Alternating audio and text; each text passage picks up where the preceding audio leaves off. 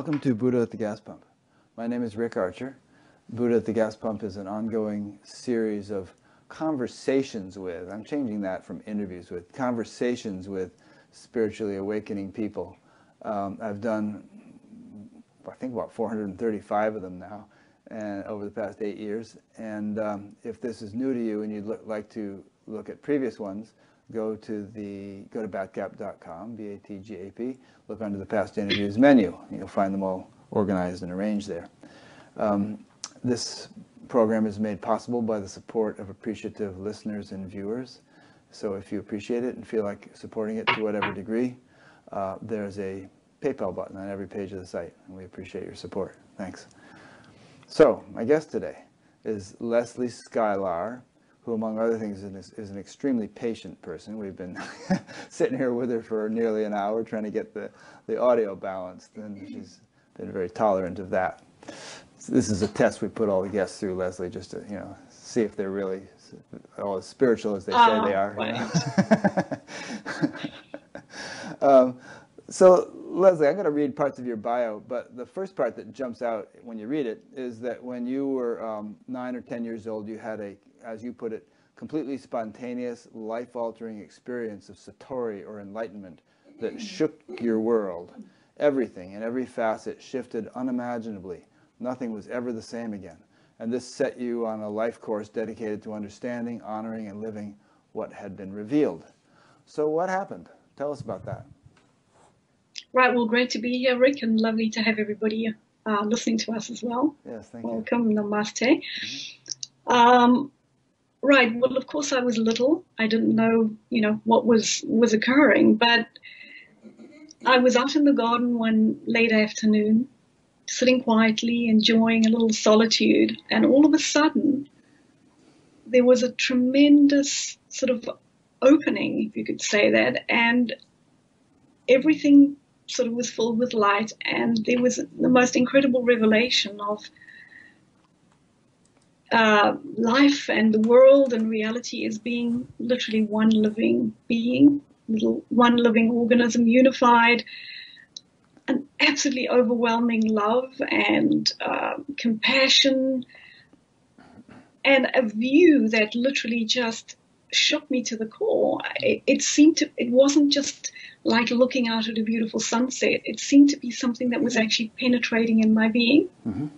And the eye that was there, even this little eye, 9-year-old, whatever, seemed to completely disappear. There was a melting into a oneness that was just extraordinary. And tears were streaming down my face, even though there wasn't an eye that was actually crying. And it was as if the whole world had opened up into the view of what's actually true and what's actually real, which then set me on a course to rediscover or to find out what had actually happened to me. So it was very, very profound. Something was sort of rebooted in me. You can imagine a sort of computer, not just a rebooting of your computer, but almost a download from something cosmic or whatever that literally blows the whole system. Yeah. And it seemed to have been, that view or that reality seemed to be established in me thereafter, and I could easily access that spaciousness at any time, which really helped me a lot in the coming decades. Yeah, I can imagine. We'll have a few questions. First of all, was there any bit of a scary element to it, or was it just completely wonderful? Right, absolutely zero scary. Okay. Zero. Extraordinarily beautiful. As I say, in the beginning, the eyes seemed to completely disappear and everything was just oneness. I think if there had been an eye there, maybe there would have been a kind of a questioning of what this was, but everything fell away. After that, after the experience, some days and weeks later and in the coming years and decades, there was a lot of confusion because the reality that I then sort of came back to didn't in any way match that experience. But nothing in the experience itself was frightening, disconnected, fragmented.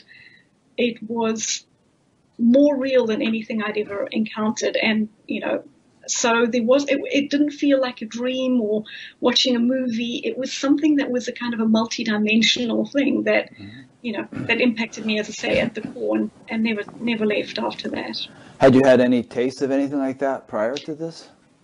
I had felt, in a way, that what I saw was sort of what I intuited or sensed reality might be, even as a little one. There were certain things in the way people engaged I couldn't quite understand. Everything seemed much more connected and much more whole than what was reflected back in life and family and school and all the rest of it. So in a way, the experience was like coming home. It wasn't something that felt like it had landed from outer space. It was something that felt like a very, very deep homecoming, something that I'd always sort of been with, but that had landed in a really, really full way. Have you ever had past life experiences or recollections? Right. Somewhat. Not any I would, pay particular attention to or particularly want to comment on. But well, I'm just curious because, I think a larger percentage than the average percentage in the general population of the people I interview have had something like this, something special as a child, and often they lose it as they go into their teenage years and so on, and then regain it later on. But some people actually have memories of having, dedicated their lives to spiritual development in previous lives and so on. So I was just wondering if you had anything like that. Right. I felt very sort of connected and resonant with anything to do with renunciates or monks or nuns anywhere I've ever traveled. If I see someone who's in a robe, there's an immediate kind of recognition. Yeah.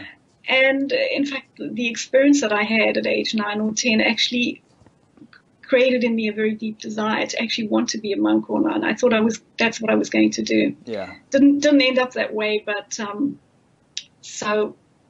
right. Yeah, sure. So, yeah, in fact, you say in your bio that you spent years as a renunciate living in ashrams and working deeply with direct teachings of enlightenment, both in the East and the West. Of course, in some of those ashrams, the term renunciate is used rather loosely.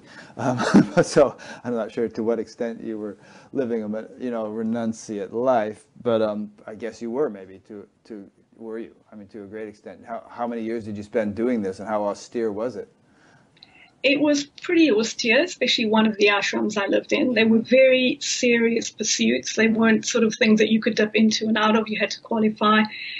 And the one where I spent 4 or 5 years was very serious. It required a complete giving up. So at that time, I was married. Mm-hmm. I have 2 children who are now 18 years of age, happily at university in different parts of Canada. Are they twins?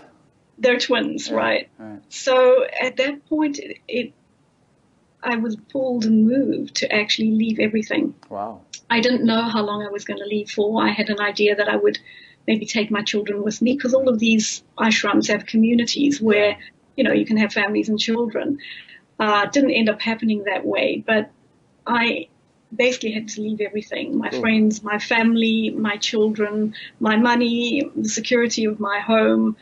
And, and when I got there, the teacher said, well, that's just the beginning. That's nothing, so you've renounced the sort of physical things, but the bigger issues are renouncing the I sense. Yeah. And, all of those things that you hold most dear, which are your ideas and your goals and your self-sense. So it was a pretty big deal, though, on the level of just leaving everything. It was very significant. Yeah, it's huge. I mean, especially anyone who's a parent, or especially a mother who's listening to this. I mean, how old were the kids at that point? The kids were 5 or 6 at that time. Yeah. It must have been gut-wrenching. It was gut-wrenching. And, as I mentioned earlier, this so-called experience of opening that I had somehow allowed me to connect with an intuitive guiding compass or sense, a really deep sense of self. And that's what I checked in with or into when I was, I felt the call to actually become a renunciate. It wasn't just a whimsical thing where I decided, well, I'm leaving everything. I deeply sort of checked in that actually this was really a deep movement, that's where the life energy was moving. And it was, and that's what was required of me. And so I knew it was what I had to do, which allowed me, to do it. Really, it wasn't a choice at the level of, a mental choice or the level of a person. It was a very deep calling that somehow I knew I had to follow. Yeah, it's interesting because often that intuitive voice is rather quiet. It's subtle. It's just a sort of an impulse, that if you're attuned to it, you follow. But very often the concerns of the world and various reasons and rationales override it, and right. You think, well, this is the impulse, but if I do this, it's going to create harm. I mean, did some people consider you selfish or for doing this? I mean, here you are, this young mother leaving her young children, and did you have people saying to you, well, why don't you think about the kids and stop being so hung up in yourself or something like that? Right. I did. Yeah. And yet there was a knowing that was doubtless. And as I say, it came from the same source as the revelation. Yeah. That somehow this was needed. And I thought as I left that I would end up, having my children with me. Yeah. So I thought that I would maybe be gone for a few months or even a few weeks, and that I would, the children would come and live with me in the ashram. So in my mind, it wasn't a complete giving up forever. But then it turned out to be 5 years or something. It didn't turn out to be that way, but I did travel backwards and forwards quite frequently. Yeah, okay. So, the teacher gave me permission to do that because of the age of my children. So I'd come back to Vancouver and spend a couple of weeks with the kids, and we'd do lots of Skypes. But still, it wasn't the same thing. It was a big deal. Yeah, I can imagine. I can totally relate to it. I mean, I can't relate to it because I don't have kids, but I'm a little bit in awe of you for having been able to do that. Right. We won't get into specifics, but was the ashram sort of Hindu-oriented, Buddhist-oriented? It was, I would say, non-duality, a kind of a non-duality focus. Eastern teacher or Western teacher? Western teachers that lived in different locations, although I did spend time with a few Eastern teachers as well in India and Tibet. Mm-hmm. But the ones that I lived with was for significant periods were Western teachers who spoke English, and so we could get into a real depth. Was this in the West, or you traveled to India to do this? Different places. I lived in North America, I lived in Europe for periods, and I lived in Southeast Asia as well. Okay. Right. So I'd just like to add a little something about that, because people sort of have this romanticized notion of living in ashrams. Yeah, right. Well, right. So what I would say is that the primary learning I had there, I went there already very mature and pretty deep. And I somehow, as I indicated, I felt that this was part of my destiny, part of what I needed to do.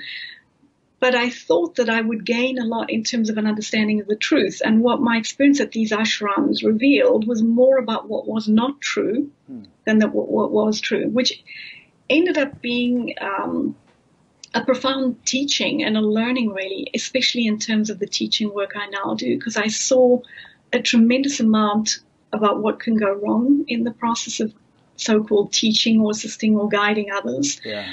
There were all sorts of things going on that actually were very contradictory. And, I saw you posted something a couple of weeks ago on ethics in spirituality. And so this was a very, very interesting window. Some of these teachers are pretty well known. I don't want to mention names, but they're, if I mentioned the names, everybody would know them. They're very well known teachers. So they weren't, they were supposedly truly enlightened beings who, had profound teachings, and yet how that manifested in terms of the actual lived situation in the ashrams was quite astonishing. It took me a long time to work out what was actually going on there, how you could have, in one human being, the coinciding of real revelation together with truly, somewhat unhinged or dysfunctional behavior, various shadow and patterns that hadn't yet been resolved. So I saw that up close and personal. For some years I ended up being very senior person in some of these ashrams and ended up running one of them with the teacher. So I really got to see the ins and outs, and anything my ego might have wanted from this teaching work in terms of power or anything in that regard was really wiped clean. It was a deep purification to see the harm that was done to individuals there who trusted the teacher really deeply. Yeah. And, you know, many, I think, were scarred for life, and some of them I don't think will get over that. So that was really profound. It was deeply, it deeply touched me. And so, you know, I've always been very much on the moral side. I very much believe in integrity and following truth, but this really cemented that very profoundly. Yeah. So I want to have you elaborate on that in a second and tell me how you came to reconcile these discrepancies. But I'll tell you how I have, which is to say that I avoid any notion of enlightenment as I haven't encountered very many examples of what I would consider to be some kind of final state which can't be improved upon. You know, it's like I kind of have the attitude that everybody's a work in progress, no matter how highly evolved they are, and that they're going to have human foibles which still need to be worked out. And I don't know. I'll say just that much. I mean, how would you respond to that? Right. So I would agree with that in my own experience and looking at others and the teachers that I know and have worked with. I don't believe that there is any final state whatsoever. In fact, one's deepest experiences of the absolute or reality reveal that that's completely not the case. We're dealing with reality that's infinite. There is no way that there is a finite point to infinite reality. There's certainly not a finite resolution of the infinite in a human body. And so I think that's, you know, one of the mistakes that some of the teachings make. Some of the teachers that I was involved with presumed that they were beyond feedback. They had come to a stage that was final, and that, you know, they didn't need any reflection, or they didn't need any introspection. Really a lack of humility, and also a lack of a groundedness and discipline in really deep practice, which then allowed their shadow or any parts that they hadn't properly examined to really run rampant. You know, the greater power we have, the more those small foibles or shadow elements become really magnified over time, especially in the context of a community. And of course, deep spiritual work really can empower the ego. If the ego is not sufficiently purified through, you know, right practice and discipline and various practices that really focus on humility, which is, you know, part of what I do very deeply in the teaching work that I do. At various points in the process of deepening, or, you know, periods where we have awakenings, or et cetera, anything that's not yet purified remains, and it doesn't just disappear because one has a so-called, you know, experience of awakening. It needs to be seen through. You know, the light of truth needs to really be brought to that. Otherwise, it grows and it's magnified in the context of teaching work, or an ashram, or a community of individuals. Yeah. So it's kind of ironic that, you know, someone has some profound awakening, and in a sense it makes them even more blind to their shortcomings than they might have been before, you know? Right. That's what I found, Rick. It was very surprising, you know, and myself included. Of course, it brought up so much in me, which was very helpful to see, but very painful and challenging too. I felt that a number of the people that I was engaged with in the ashrams, the more senior people, including the teacher, seemed to have greater aberrations than the average person out there. You know, I was happy to come back from the ashrams during my visits to the kids and just chat to the greengrocer and, you know, the fisherman on the dock. The simplicity of life, you know, with regular human beings who don't have grandiose visions of what they are, you know, these teachers, it was such a relief. So there's an interesting thing that can happen there. As I said, you know, any of these aspects of self that have not been fully purified really are magnified in that context, because you connect to a power that's not your own. Yeah. connect with deep spiritual teaching. So any ego that's there tends to get really inflated. I'm laughing because I have this really good friend who works in the local grocery store, and before that he was working in a different grocery store, but he's been meditating for decades, and at one point he said to me, I'm so sick of being around spiritual people, I just want to work in the non-spiritual grocery store, he had a job in the liquor department. Right. Just because of what you're saying, there's this sort of people's idiosyncrasies and flaws in many cases, not all, seem to get magnified by the Shakti or something that they've tapped into. Right, that's my experience. And so, I think it's very useful then for teachings to emphasize the whole being and to, engage in practices, to help individuals engage with practices and various forms of inquiry and deep looking that can reveal these areas of shadow and blind spots. And we all have them. I've met and worked with many people who, when I talk about this, sort of think, well, oh, she must be speaking about someone else.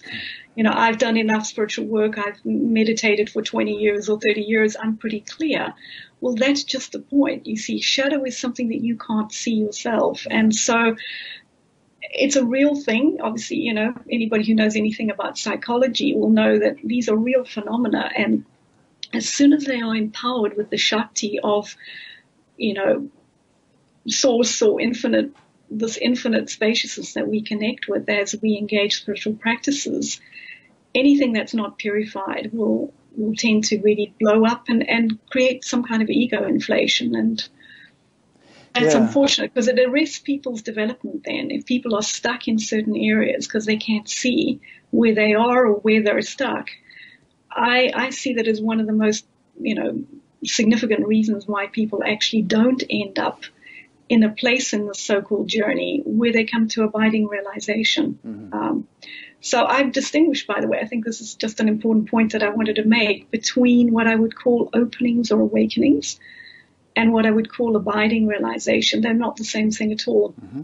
And so I see in the, local spiritual terrain, people presume that if they've had some kind of experience that they, I'm pretty much like Ramana Maharshi now, I'm done. And actually nothing could be further from the truth. Yeah. It's, I always sort of point out that awakenings are like drawing the curtains open. They give you a view of something that is a possibility, and they're just a partial view, even the deepest ones. It then requires the individual to actually embody that view and expand and deepen that view in order for that to become embodied and lived and end up being a spontaneous way of living. So yes, there is practice involved. There's deep inquiry that's needed. There's really deep, radical self-honesty that's needed, and a whole number of factors. Otherwise, it doesn't stabilize, because the conditioning of the human being, is so strong and is so significant that it rides roughshod over these awakenings. And that's why people, can have a honeymoon period where they feel things are more blissful, there's a greater openness, and then lo and behold, that honeymoon period ends within days or weeks or months, sometimes years. Yeah. And sometimes, people can feel they're almost back to square one again. Yeah. It's because what wasn't clarified then still remains. And, very deep teachings, and people we tend to sort of regard as people that, sages, for example, like a Ramana Maharshi or a Nisargadatta Maharaj, for example. I mean, tremendous effort and seeing and clarity there in the area of purification. You can see and feel in their energy that, these individuals left no stone unturned in terms of their own inquiry, their dedication to truth. And, it was years and sometimes decades in the making. It is not something that happens overnight. It's a process of really deep looking and undoing, a seeing through and a dissolution of this sort of bundle of conditioned impulses that we call the separate self sense or the ego. Personally, I think it's a lifelong endeavor. I don't think, right. As long as you're breathing, you're still doing it. Still doing it, right. I would agree with that. And as we said earlier, there's no end point. But what I have noticed, looking at many people that I've seen and worked with, teachers, etc., and looking back over history, is that there are things that we could regard as stages or points that you can come to. Sure. Awakening is such a point. You know, before that, you're in conventional reality. You have no clue that there's another way to see things. And all of a sudden, there's an awakening that, you know, that shakes your world. The same thing with abiding realization. There is a point in this journey, and it's different for different people. You know, we can't put a timeline to it, where things stabilize and settle. The deepening is sufficiently holistic, and the inquiry or the practices have been sufficient to actually create a kind of a place, you could say, or position where we are no longer bound by the patterning. It's been seen through so deeply and clearly that even though thoughts or feelings or particular patterns may arise, one is in a place where you're no longer bound to that. And then something completely different happens in my experience. It's a very, very different thing than any other part of the journey. It's like rockets taken off into space, and you've got this tremendous force of the engines that have to break through the gravity. And then when you reach cruising altitude, it's like, there's a kind of a stopping, a quietening,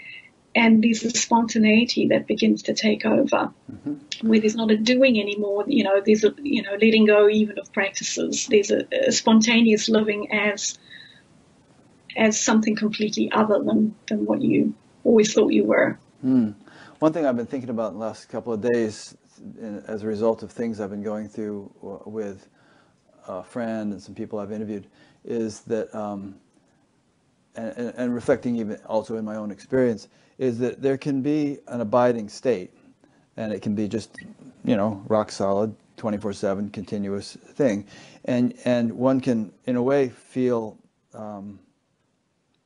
take refuge in that, and feel a sort of a contentment and a naturalness and a resting in that, and yet still, your human behavior can go off the rails.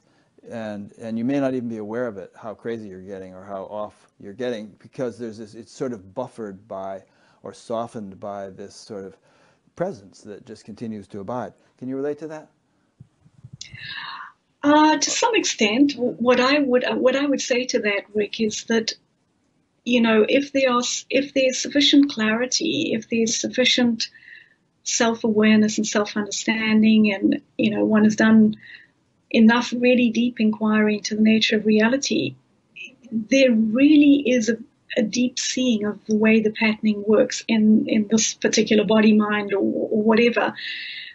And, one has engaged so many different ways of learning how to look and be alert that almost becomes second nature. So I think at a certain point, the clarity actually outshines any sort of dullness or attempt to kind of rest in something, and there are ways of seeing that if that is what's happening. You can see I'm not talking about an attempt to rest in anything, because it's not an effort, it's a spontaneous resting, but still, the behavior can be kind of strange. I mean, and we could be alluding here to world famous teachers who had, Shakti, pouring out of their every pore, and you sit in their presence and you feel transformed, and then there's this strange behavior that gets unearthed maybe years later, or some revelation takes place and you find out they've been doing this or that. They appear to get overshadowed. Irene's saying they appear to get overshadowed by things, or they appear to indulge in,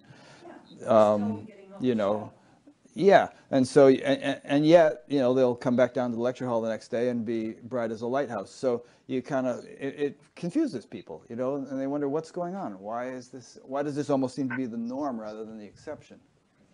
Right. Because of what we've been speaking about, the purification is not sufficient, and possibly that individual didn't go through enough really deep practice. If the practices are sufficiently deep and rigorous and disciplined, one learns to look at yourself in 360 degrees. You learn to observe not only your own patterning of mind and the way you relate to your emotions and the felt sense of your experience, but also your actions.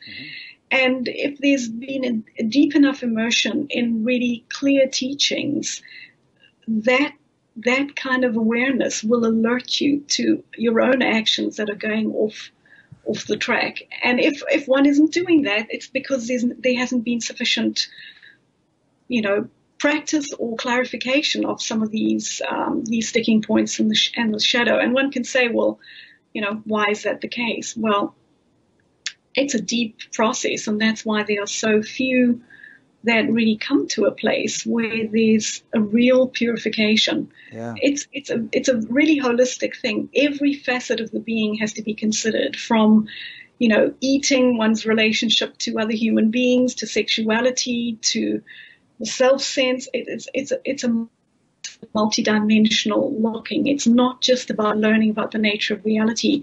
The entire human being needs to be sort of purified in the light of truth on all these dimensions, and that takes a long time. It takes very clear and deep looking. Yeah. I think if we look at the spiritual scene at the moment, there are a number of teachers that I think are, they're very well rounded, they're really deep, they're established, and they're not going off the track anywhere there's on some the good line. ones. And there are some really good ones, so it is possible. Yeah. But similarly, if things have not been clarified enough, then there's a tendency to go off the track. And of course, if one has a group of peers that you can get feedback from, that would help that situation too, or a lineage that can give feedback, because then before the issue becomes significant, it can be nipped in the bud. Yeah. So a number of the rogue teachers, almost, if we can call them that, end up coming to a place where they think they're beyond that kind of feedback. And that's already a sign of, lack of humility there, because none of us are beyond that.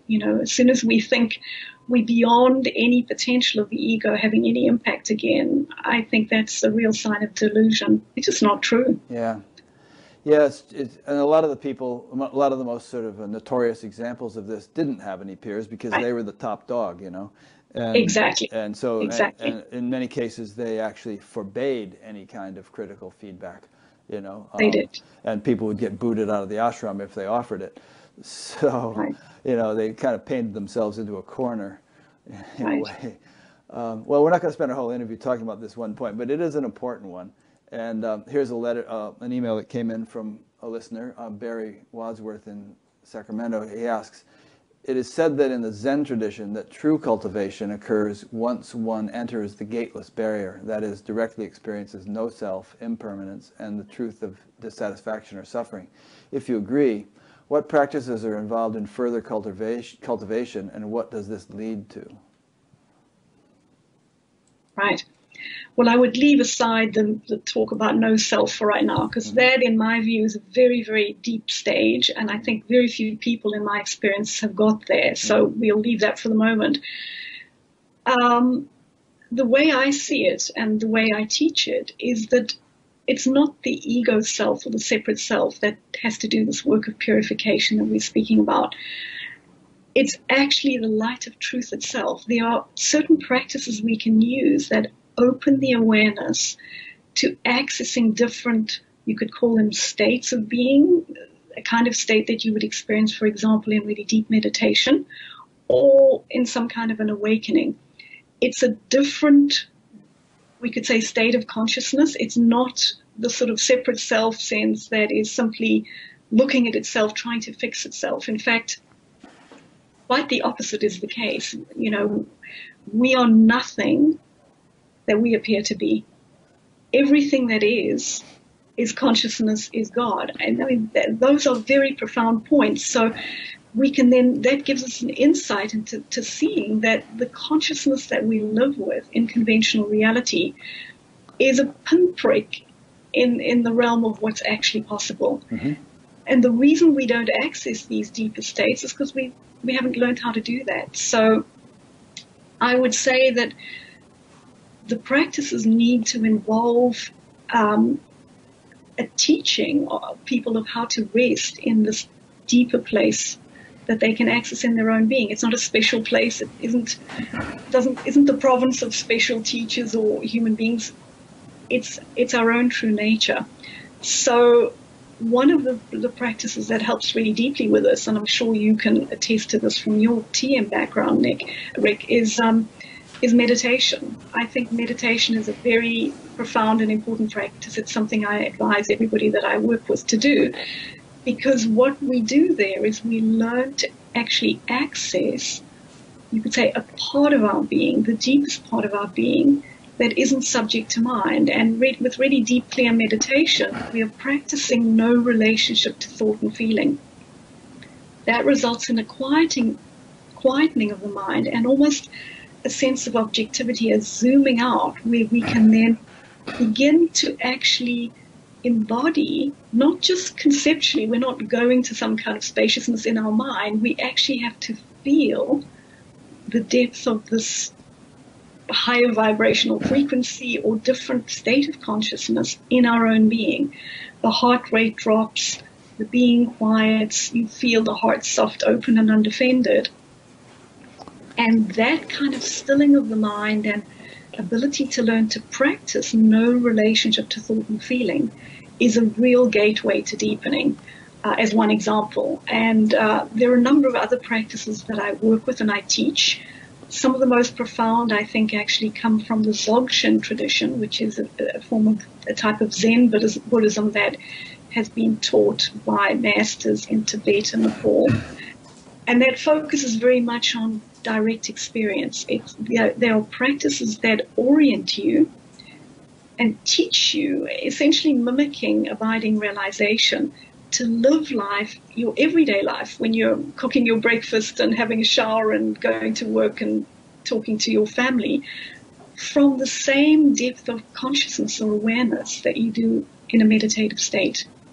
So when you deeply meditate, that same clarity, that same spaciousness that you encounter, we want to translate that into your everyday lived experience, and there are various practices one can do to help do that. So one ends up living life as a kind of a waking meditation, where instead of dipping into and out of the sort of contracted consciousness of the separate self, we learn to bring the depth of the consciousness that we encounter in meditation, for example, into all these other areas of our lives. That's essentially what embodiment involves. And then you run aground in all sorts of problems as you do that, because we are so, we're so deeply conditioned to relate to reality through our minds, through our thoughts and our feelings, and this virtual reality world that we create by living basically in a bubble in our head. Abiding realization is living outside of that bubble. It's actually living in reality as a whole, and the center of this bubble really is the self-sense. So practices like meditation begin to orient you and teach you to access, to some degree, the consciousness that's actually beyond this bubble of your mind, the mediated reality of your own mind. Without that, no deepening is really going to happen, because these patterns of the self-sense are incredibly strong. And I think one of the most profound things I think I've learned in these sort of decades I've been involved in this work is I've learned to really appreciate and honor the depth of the egoic structure. That is it's a very profound piece of work that we're dealing with there. And anybody who underestimates what they're dealing with will end up, falling into traps and, running aground in their own understanding, because they haven't properly seen what's actually there and how deeply, deeply, deeply we are imprinted and conditioned, largely unconsciously actually, to take the position of a self. So these very deep practices, like some of the Dzogchen practices in meditation, begin to orient us to a different way of being, and that creates a doorway or a pathway to a different way of functioning. And it also, it reconfigures the whole being. The egoic structure is not just a thought, I am a separate self. If it was that simple, we'd have half the planet enlightened. But it's a very complex structure, which includes emotions, includes the felt experience, the body, the energetic system, the neural networks, the nervous system, and it's been conditioned from birth. So we have decades, trillions and trillions of repetitions of certain patterns of thinking that are basically imprinted in the way the mind functions. And that's why the egoic structure is so challenging to really work with, because it's not just a matter of saying, well, who is the I? Oh, yes, I know I'm not separate. I had that one experience. And people say, well, how come I can't sustain that view? Right, because the view that you conditioned in actually holds the old egoic view basically in place. And the practices that allow you to access a different part of your being begin to create a pathway to finding your way out of that entanglement of the egoic structure. Good. So with our practices, I've never really seen it happen. I'm not saying that it can't, but... Some people have spontaneous awakenings without practices, but like you did. But then usually they need to do something in order to stabilize and integrate, you know, that and make it a permanent living reality and not just exactly. a That's nice what I'm memory, speaking about. You know? Right. So I, by no manner of means was I enlightened at age 9. I can assure you, I had, just as everybody else has, I had, my full fair share of issues and problems and self-doubt and all sorts of things that I had to contend with. And that was the process of embodiment that I had to then work through to almost come back to, and also deepen what I'd originally seen. It was, and it took me decades to do that. It wasn't a matter of a couple of days or weeks or months even. It was a long process. Yeah. So I just want to comment on a couple of things you said and then ask a question or two. Well, one is I like your emphasis on experience, because a lot of people become top heavy and they read a lot of books and watch a lot of YouTube videos and stuff. And so they kind of begin to hypnotize themselves into thinking that the understanding they're gaining from all this is equivalent to the experience that, Ramana or somebody else was actually having in a much more visceral way, not just an understanding. So there's that. And then your reference to the physiology, I think, is really good, because physiologists tell us that any mental activity or state of consciousness, even major states such as waking, dreaming, and sleeping, have very distinct physiological correlates. The physiology of waking is as unlike the physiology of sleeping as the experience of waking is unlike the experience of sleeping. And the same will be true of enlightenment or higher states of consciousness. If they are radically different subjective ways of experiencing life, experiencing the world, then there has to be radically different physiological functioning, which could be measured. And which many studies are trying to measure and have done to a pretty great degree, but I'm sure they can do a lot more research. So, and the reason you say it might take decades is that your entire physiology doesn't get transformed in a moment. They say we replace pretty much all of our cells every 7 years, and then people are talking about neuroplasticity, where the brain can change, but all that takes time, and the physiology can be dramatically and profoundly restructured, but it's going to take time. Right. Yeah. And that's why the emphasis on practices, I think, are really important. If you look at individuals, say, in the last 100 years who've truly come to a place of abiding realization, both deceased teachers and those still in the body at the moment, you will find that all of them have done significant, or most of them have done really significant practices. Maybe they had a spontaneous awakening, but then they spent 10 years in a cave, or Exactly. Adyashanti, many others. So if you look deeply at the history of these individuals, you'll see that there's deep practice, deep looking involved. And the reason for that is exactly as we're just speaking about, is because the patterning needs to be dissolved through repetition of a different state of consciousness. We have to immerse ourselves in this, you could say, different state of being, different state of consciousness. Is a completely different vibrational frequency. And when you learn to attune to it, you can feel it in your own being. Yeah. It's what some people call transmission.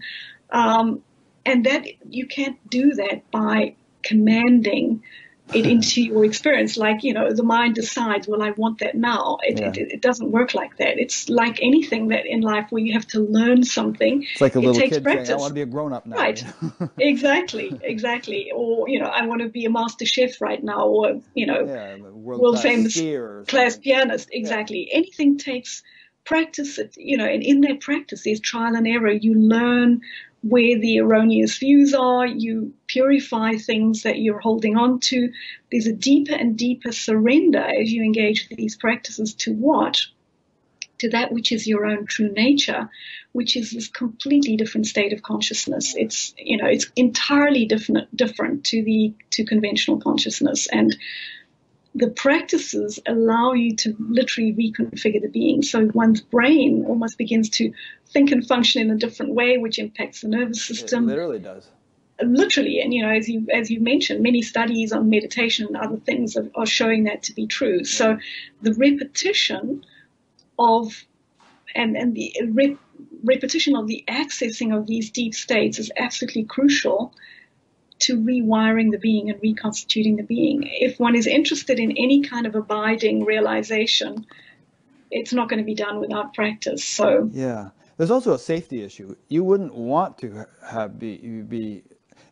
you wouldn't want to experience overnight the transformation you're going to undergo over 30, 40 years or whatever. Right. You would be fried to a crisp. I mean, you wouldn't be able to function. There has to be this incremental modification, and so that it's integrated at every step of the way. I'll give you a little metaphor which might illustrate this for people. In India, maybe even now, but they used to dye cloth by dipping the white cloth in let's say red dye or something, and then they'd take it out and bleach it in the sun, and it would lose most of its color due to the bleaching. And then they'd dip it again, and then they'd bleach it in the sun, and again it would lose most of its color, but a little bit more would remain. And they'd repeat that process until it became just as red in the sun and stayed that way as it was when it was in the dye. So you can think of that as a metaphor for spiritual practice. Right. Yeah. Right, very much so. And the other thing about practice, Rick, is that, people think as well, I'll just quickly do meditation and get a book on whatever, Dzogchen, and quickly practice that. It doesn't work that way either, because what one is doing here is, it can be a beginning point, but what one is actually doing is learning to access a completely different state of consciousness, if we can use those words. It's not as simple as simply saying, well, I'm just going to close my eyes, sit quietly with my, spine erect, and that's going to be equivalent to meditation. I work with many people, and I have seen in my own experience that even people who are very experienced in this terrain, people who've meditated for 10 years, 15 years, they can discover at a certain point in their own journey, as their own capacity deepens, as their own understanding deepens, that actually something like meditation, they've even wrongly engaged for large periods of those 10 years. They use meditation, for example, as a way to grasp at or get to states of bliss or peace, or and there are ways of orienting that the mind will still grab onto, or the separate self sense will still use these practices to try to to push and pull, to avoid certain things, which is the way the ego functions normally. And so those things continue in spiritual practices. So the teacher and the teachings, and if one is working with a spiritual community, helps to then give you specific feedback to see where you're going wrong. A teacher can hear by the way someone is describing their experience over time, and by the results being achieved, whether you're actually stuck in a particular thing or have misinterpreted an aspect of the practice, or whether your mind or your ego, I'm using these words interchangeably, mind, ego, separate self sense, is actually the one doing the practice, and that you're not really accessing this very deep state of consciousness. So, one could meditate for 10 years, but be wasting your time if it's not being done correctly. And similarly with all the other practices. So, which is why, in the days of old, the masters only gave these teachings to people that they actually taught in person. They didn't, write on a piece of manuscript or whatever, or script, and simply send it out to people. People had to be coached and mentored and given very direct feedback to actually optimize and deepen and create a right practice. So again, practice isn't as easy as it appears. It definitely needs to be coached, in my experience, for it to be really deep. Let me give you an objection to practice that you sometimes hear in Neo-Advaita circles. People say sometimes practice is only going to reinforce the notion of a practicer, and that you are already that, so why do you need to do anything to become that which you already are? You're just sort of, you're reinforcing some sense of ego or individuality by sitting down and doing something. What do you say to that? Right. Well, that might very well be the case, and probably is at the beginning of your practice. But here's the point. There's no other way that I'm aware of, and if anybody who's teaching has looked into these things yourselves. And if we look back over 2,000-3,000 years of human history, we have access to all the deepest teachings that have been given, from the beginning, the Upanishads and the Bhagavad Gita and the things that the rishis wrote in, 2,000 years ago. So when we talk about practice and spiritual teaching, we're not just talking about, like me, for myself, a sample of one, Vaidyanatha or Rupert Spiral. These individuals, we've all engaged very deeply across the board to see what's there. And it's very clear that if you don't engage with some kind of practice, that people can test it out for themselves, you will get nowhere. And the reason for that is because the patterning is so strong. We are so deeply conditioned on all these levels of the being to relate to reality from a certain viewpoint. That viewpoint is not under the control of your personal will or your mind. You cannot simply wish yourself deeper or, decide that you're going to be enlightened in a week's time and have it be so. So what the practices do, even though in the beginning they may, I wouldn't say reinforce, they are simply doing what normal people are doing in any case. They're not doing anything worse. But what they will show you, if you're a diligent, rigorous practitioner, is soon, and especially with the help of teachings or teacher, you will begin to see where you're going wrong in your practice. And so, as Ramana Maharshi says, the reason for effort is ultimately to see that there is no effort needed. Yeah. But you can't skip over that. You can't bypass the practice and jump to the final point. In the same ways, you can't, train yourself to become an Olympian by wishing it was so, reading a book. You actually have to engage in the errors and the problems. And through that, what you begin to see is where you need to optimize, where you need to let go. And, ultimately, it's all a process of dissolution. Yeah. And, sometimes maybe if somebody's tried a practice or two and maybe they didn't enjoy it that much and all this talk about practices is making things, I really don't want it.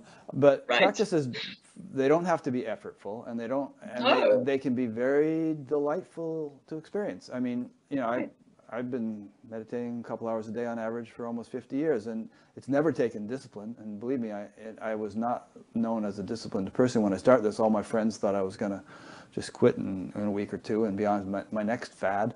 But it was just so transformative and so enjoyable from day one that I've never missed a sitting in all these years. So practice can be a joy. It's something it can be something you look forward to every day. It's not a burdensome kind of thing necessarily. Right. I mean, some might be, but they aren't all. No, I totally agree with that. And when you see what the benefits of the practices are, then it's very clear how really important and useful they are, and they can be incredibly illuminating. So practices would include self-inquiry. So I'm very big on self-inquiry as an adjunct to these other practices we've been speaking about. And that's thrilling. There's nothing more interesting. There's nothing more riveting than to really begin to discover the depth of your own beingness, the nature of reality itself. I mean, what could be a more interesting thing to inquire into? And, this kind of inquiry is not a conceptual inquiry. It's an inquiry that one can discover in the depth of your own being, in your own experience over time. Yeah. So ultimately, it's all pretty thrilling. I mean, most of the people that I've seen or people I work with find the journey, so-called, absolutely thrilling. It's something that is astoundingly beautiful. When one opens up depths of your own being, you begin to see shifts in the way that you perceive the world that is just like nothing that you can encounter, anywhere in the world. No pursuit, no hobby, no endeavor is in any way comparable to this. I mean, one sees that everything is beloved, everything is precious, everything is beautiful. These beautiful spiritual pointers that one can read about that say, everything is one, will come to experience that in your own being. There's nothing more astounding. Your heart explodes, your whole being shifts, which is, why often people who've come to these really deep places of abiding, your life changes radically often, because your point of view is not just something that is an abstract thing that you look out there. Every aspect of the being and the way, one relates to reality shifts to the point where one doesn't see the other. One sees everything really as a kind of reflection of a oneness, so if a few practices are going to help you come to this kind of depth of understanding, a true homecoming, people look for love and happiness and attunement to their deeper self. Well, there's only one place you can get that. There's only one solution for all of that, and that's, to actually come home to your own beingness. And yeah, so I agree. I mean, I think that what we're talking about here is the greatest of all human endeavors and of all scientific explorations. Yeah. I mean, Elon Musk wants to colonize Mars, and that's interesting, but we want to understand how the universe works through quantum mechanics or various other fields, and that's all great. We should keep doing those things. But if we don't know who we are, and here, let me just throw in another angle, and that is that Elon Musk, by the way, is a regular meditator, but you could think of the human mind and nervous system as the ultimate scientific instrument. It's able to explore levels of reality far more profound than any instrument that scientists have been able to construct. Even a single cell is more complex than pretty much anything any scientists have been able to construct. So great, we have the Large Hadron Collider. Let's use it. Let's see if we can, prove the Higgs boson and whatnot. But we each possess something more marvelous than the Large Hadron Collider. Let's use its full potential and see what that will result in terms of our own personal experience. The guys in Geneva, they say they found the Higgs boson. Great. I don't even understand what that means. It doesn't do much for me personally. But if I can use this instrument to the fullest extent of its capacity or its potential, it's going to be a completely transformative thing in my life. And I'm speaking, obviously, of everyone's life. Exactly. Yeah. Totally agree. And the interesting thing about any kind of awakening or opening, it seems to create almost a sense of a calling. Much like I had, we were talking about, when I went off to the ashrams, it happens differently for different people, but there's almost a felt responsibility to actually live into the fullness of what you've seen, with integrity and authenticity, to actually express and live that. And that seems innate in this deeper consciousness. It's a manifestation of that, of the consciousness itself, that it once you have a taste of it, it sort of beckons, it calls you home, and nothing else is going to suffice. Yeah, there's a verse in the Gita which says, even a little of this Dharma delivers from great fear.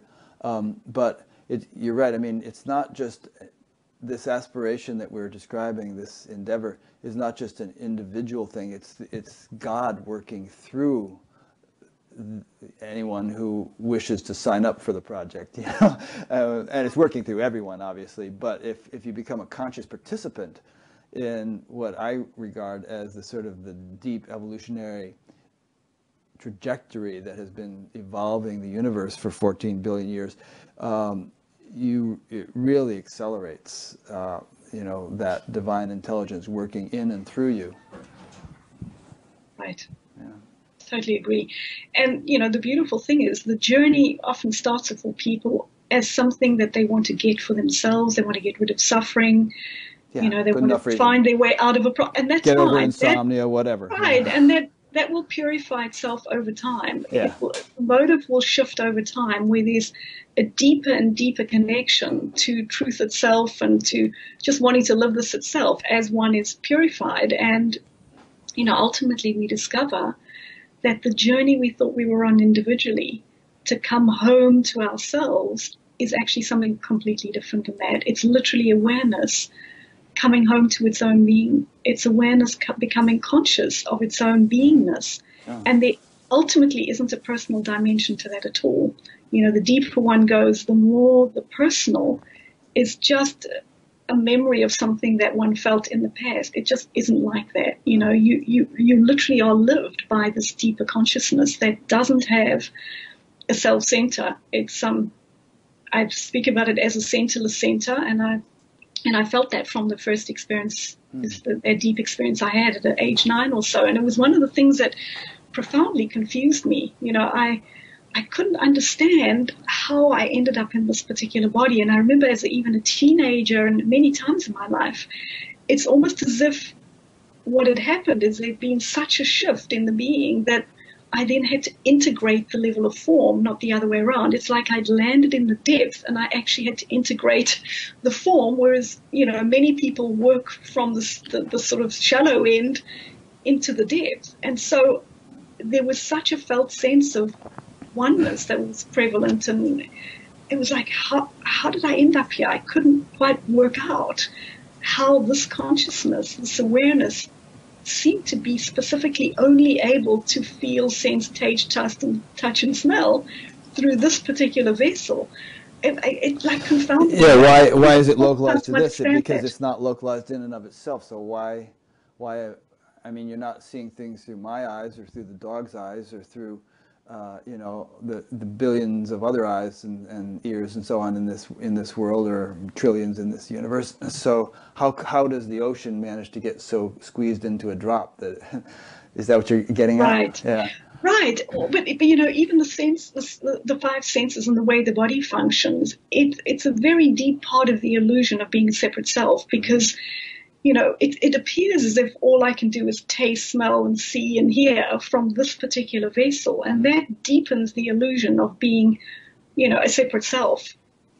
And so I had the opposite view. I knew that I wasn't a separate self, but yet it appeared, when I didn't know what was going on yet, when I hadn't really clarified this, it appeared as if, when I touch this, only I can feel it. How does that work? It was the most astounding thing. Like even here, sitting, how did it end up that I'm actually sitting having a discussion with Rick and all these, beautiful people around the world who are listening in? How did that happen? It's so you're still scratching your head over this, or do you come up with some kind of answer? No, I am. I mean, over decades, this is the kind of thing that points us in the direction of the mystery of being. You see, ultimately, yes, spiritual teachers have pointers and they point, but ultimately the depth of what this is so far beyond our mind. We see with the deepening in this journey that, nothing I ever thought about this, even as I was grappling to try and make sense of my experience and move forward, nothing I ever thought about what it would look like ended up looking that way. Even now, it's a mystery that is very, very difficult to speak about, and yet it's felt and it's lived in the being. And so, yes, there are still times, even though I've done all this work and, teaching people and whatever, every now and again it's still, wow, the mystery, the awe, the beauty of just this. And, the profundity of the fact that it can appear as a separate self, but it's not. Here I am apparently talking to Rick, and yet I know that what is talking here is awareness is actually conversing with itself. It's a sublime mystery. It's extraordinarily beautiful, and it speaks to the intelligence that we are, that is the source energy. Okay, now a couple of questions have come in from listeners, and I want to ask those. But since we're on this topic, and anyone who listens to this show regularly knows that this is kind of a Zen koan for me, trying to figure out this separate self thing. Right. I did one thing with Adyashanti and Susanna Marie dedicated to this topic, falling away of a sense of separate self. And so let me go on for just a minute about this and then have you respond. In physics, they would tell you that anything which appears to be physical, like my fist, if you go down microscopically enough, you find that there's nothing physical whatsoever. There's no fist. There's nothing resembling a fist. It's all just up quarks, down quarks, and electrons. Right. There's no individuality. Or even more fundamentally than that, perhaps there's some vacuum state or unified field from which quarks and electrons arise. So there is, and that would be the ultimate reality. And if it's the ultimate reality, it's probably the only reality, and yet there's this appearance of manifestation. and there are various levels of manifestation between the pure unmanifest and all the grosser realms. So, wouldn't it be true to say, in terms of separate self and not having a self and so on, that you know, you're a person, but you're not only a person. In fact, you're not fundamentally a person. You're not essentially a person, but there's still some kind of manifest value of personhood, of selfhood, or whatever, that makes living possible. Would that be true, or not so much to your experience and understanding? Not so much. All right. You know, what I found as this deepened here is that the sense of self that I thought I was has radically shifted. And there were periods where I felt like you've just described, where there's some way that we can make this all fit. But the deeper one goes, one sees ultimately that what you presume as a self, it's none other than a collection, a very complex and a very beautiful, we're not demeaning this in any way, a very complex, a very beautiful identification with all the content of experience. So the way that I explain this is that all that is consciousness. Consciousness arises and manifests this body mind that we call Rick. When it arises, you know, in infancy, what happens, because this consciousness arises in a vessel that's not yet fully developed, the conditioning occurs where the consciousness becomes identified with the content of the awareness. So every thought and feeling we have, and that starts at as an infant, maybe even in utero. So what the consciousness really has learned to do is really identify with every thought form and every feeling, and we call that my experience. So the question is, who is the my that's having this experience? If you look really deeply, and over time it becomes revealed that the only thing that's going on there, in truth, is that consciousness is manifesting a body-mind. This body-mind is, there are thoughts produced. You're not producing them. We don't create our own thoughts. But through a very complex interaction of this body-mind with its environment, the thoughts become conditioned and patterned in a particular way, and of course that way the thoughts and feelings and experience arise is also connected to genetics and epigenetics. So it's a very complex thing. Basically, we've got a bundle of consciousness that's completely identified with the content of its own of its experience. As we go deeper spiritually, that entanglement unwinds, and we can come to a point where we see that what you called a person actually is a body-mind with a certain DNA, but that the essential identity there is pure consciousness. There isn't. Sure. Well, I understand that the essential identity is pure consciousness. But there isn't an entity in there called Rick. There isn't something that you can identify even as. And yet there's a body-mind. There's a body-mind. Well, if there's a body, why not a subtle body? Why not sort of a jiva, which perhaps transmigrates from body to body, and people talk of ascended masters, who enlightened beings who are still, right. Even though they became enlightened, they're still functioning from some level of creation or something like that. Right. Hard to explain those things, but if we look and feel deeper, what we see is that there's less and less of anything that looks like a self. There is not an entity, and even these things that we talk about, like reincarnation or ascended masters, looking from a certain view, you can see that actually some of those are pretty simplistic attempts to explain something complex that we don't understand. That from where I sit, I don't see reincarnation at all. I see energy. I see a oneness that is manifesting in millions of forms, trillions of forms, infinite forms. I think what causes the issue is that as human beings, we have this highly developed brain that's capable of self-reflection. And that creates a real sticking point there. If we had to look at nature, for example, and look at a willow tree and an oak tree, we wouldn't be having this dilemma.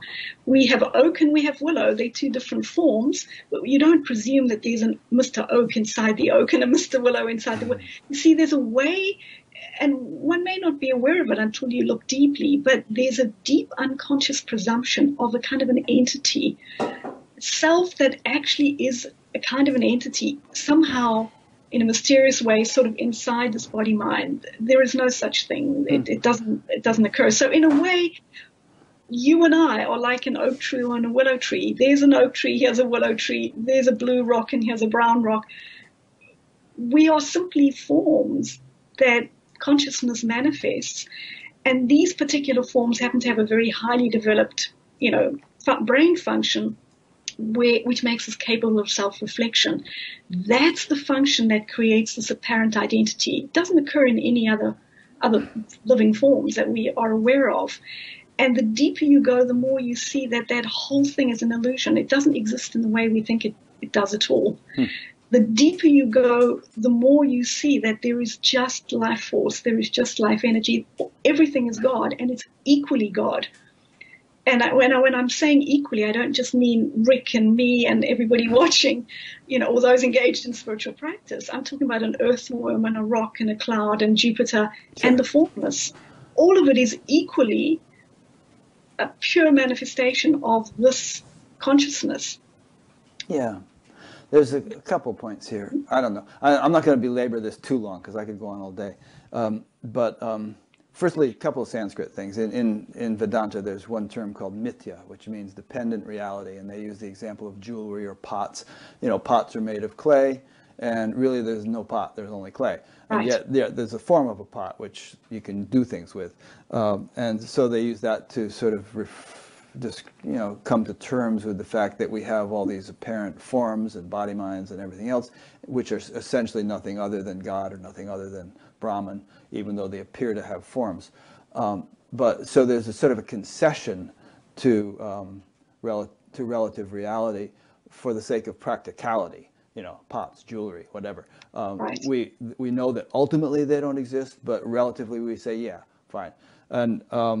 And then there's also the notion, another term of lesha vidya, which means faint remains of ignorance, and it's said that without some faint remains, which is sometimes metaphorically described as like grease on your palm after you've thrown off a butterball, but your palm is still greasy.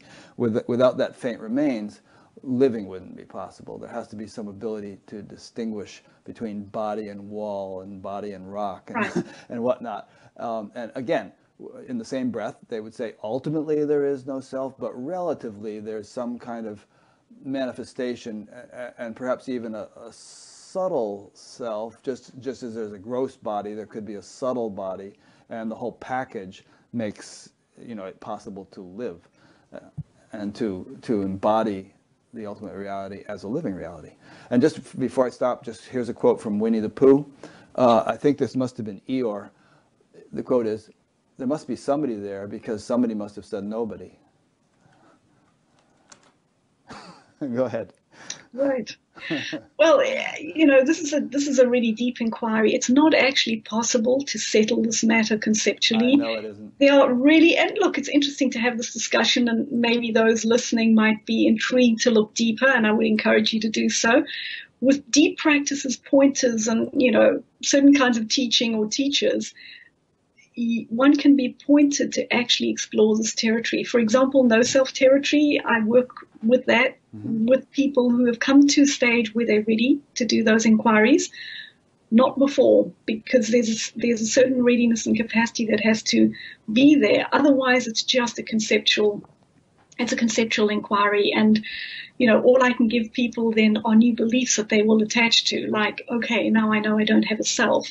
Well, that's completely beside the point. No self is not an experience. It's more like a point of view, and it's not one you can will yourself into through reading a book or watching some YouTube videos. Right. It's a process of dissolution. If you get a severe toothache, you might begin to feel, well, maybe I do have a self after all. I'm going to go to the dentist. Well, even that, you see, that doesn't pertain to a self. It just means that there's, this particular body mind is an ache in a tooth of this body mind. Yeah. And who's experiencing that? The awareness itself. That's what I would say. Yeah, but the awareness is, but you're experiencing that toothache, not you. Even though you and I are the same awareness, the toothache is being felt there in Vancouver, not here in Iowa. And so, Right. so how come, this is what you were saying earlier, how come universal awareness seems to have been localized into one body in one place? Right. Well, that's a very confusing thing that you can only come to see in your own experience. And what I'm saying is that it doesn't refer to a self. There isn't a self. The self is really it's a conclusion that we've drawn unconsciously due to the way this consciousness arises in this particular body mind. And so when you say, consciousness is arising here as Leslie, or, there's a Leslie consciousness, I would say, no, that's not true. There isn't a Leslie consciousness. I don't even see this as a fragment of consciousness. There isn't actually a Leslie in the way that we think there is. There is this body mind, like there's an oak tree. We don't call the oak tree Mr. Oak, as I said. We just call it an oak tree. There's a body mind here. And yes, it's more complex than an oak tree. It's got a different kind of a brain, et cetera, different kinds of capacities. But that doesn't imply that there is an entity inside there called a self. And with certain inquiries and looking very deeply, and if our awarenesses expand and stabilize sufficiently in certain areas, you can come to see this in your own experience. But it's not something, I see some particular groups are looking at doing this, as a weekend inquiry or something. It's not, in my view, it's not in the nature of that. You're just left with a whole lot of beliefs and, dialogue that could be riveting and interesting. But yeah. Well, okay, so I'm going to move on because I've been thinking about this for Right. years, and we're not going to resolve it now. And I believe Right. you. It's just that I don't totally get it as fully as I believe it can be gotten. But Right. I find it interesting and perhaps beneficial for me to keep pondering it. Maybe, Right. but I don't want to spend your whole time. No. talking- But if I could just add one Yeah, point, sure. there, Rick. So what I'm basically saying is the reason that you can't see it in the way that, you've been pondering it for years and you've looked at pointers and here we are discussing it, it's because of the point of view that you've got. It's because of certain things that you are still holding on to or attached to. Mm-hmm. And when those are pointed out to you very directly and you work with that in a certain kind of a way, you can come to see something else. Okay. There are certain types of inquiries and really deep pointers one can use to show you specifically where you are still holding on to certain erroneous views. Mm-hmm. That will allow you to shift your point of view, because I know you have the background in, some of the other practices like meditation. That then allows the point of view to shift where you can begin to see something from literally a different point of view. And then it'll start to dawn. It's like, oh my goodness, you mean that's what those pointers were referring to? And that's been my experience, over a long period of time. The dawning of the meaning or the reality of certain pointers that I read 10, 20 years ago. It's like, oh my goodness, I always thought I knew what that meant. But now, Right. Yeah. now I actually see it. As Jesus said, when he came to a point where this was abiding realization for him, if we could use those terms, it was like, now I have new eyes. I'm reborn. I'm born as a child. I mean, that's literally what it feels. You see something you've read 1,000 times, but it's seen from a completely different vantage point. And that point of view is not a mental thing that you can get there conceptually. It's a whole being function. And the only way we can get there, in my view, is through a process of dissolution. It's not about attaining anything. It's not, you can't read 10 more books or ponder it again. In fact, I don't think you get there that way. But with certain kinds of practices that help in the true dissolution, like some of the Dzogchen practices, for example, and certain kinds of pointing, or possibly even certain shadow aspects, there may be certain tendencies you have to cling to a self sense, and that will color your view quite considerably. So it kind of locks you into a point of view where this is just not, you can't see it. It's not within your purview. Yeah. Yeah. For me, it's kind of a both and thing. I mean, there's no one home. And at the same, to put it succinctly, I often feel like I'm everywhere, I'm nowhere, and I'm right here. And all those three things coexist quite nicely together. Simultaneously. Well, beautiful. Right. And that's an abiding thing. And maybe there's an ebb and flow between, balance between the three components. Sometimes one seems to be more predominant than the other, but they're all there to some degree all the time. Right. for what it's worth. Okay, so let's not beat this one to death too much more. We'll come back to it maybe someday. Yeah. Maybe I'll even do a session with you sometime. You can see if you can crack that shell. But I want to ask you a few questions that people have sent in. So this is from Tim in Vernon, Canada. I don't know if that's anywhere near you. Tim asks, prior to directly experiencing the truth of ourselves, is there any aspect or quality of our relative conditioned experience that we can actually trust as we attempt to open? Not really. Okay. I would say basically the whole thing is an illusion. However, having said that, I want to add that that is not just a kind of a wasteful, oh, well, that's, everybody's walking around as a kind of an egoic self. What a waste of energy, what a waste of time, what a useless situation. This is the paradox of really deep, realization, is you see that even though that is the case, what is true is that being who's completely identified with their limited consciousness, with the ego consciousness, is pure consciousness itself. The essence there is pure consciousness. So I want to just add that in. Otherwise it sounds, very dismissive and very... I think what we come to see, and you see this more as you go deeper and deeper, is that basically there's nothing in the conditioned view or the conventional view that is true. It's just not right. And yet there is, the essence is there. It's just been covered over by all of these layers. And there are times when maybe individuals who've never done any spiritual practice might come into contact or feel that essence. And sometimes people feel that in the form of an intuition or a sense of connection with the oneness of all when they're watching a sunset or something. So it doesn't mean that because the conditioning is very strong that there is absolutely no access to essence. Essence is completely there. Sure. It's just very hard to access it. But in terms of something that you can trust, no. The only thing I would say, the orienting point for someone who's not done any spiritual practice is your own intuition. However, having said that, what your own intuition is when you're still identified with separate self is very colored by your own point of view. So it's not really intuition. It's a kind of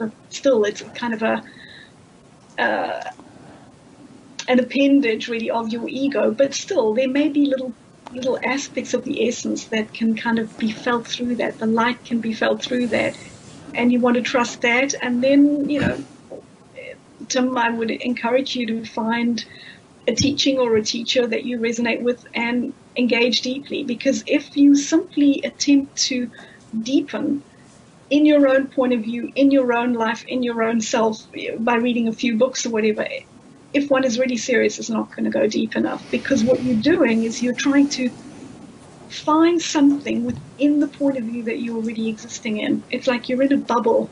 The ego's like a bubble. It creates a whole world, a virtual reality world, I call it.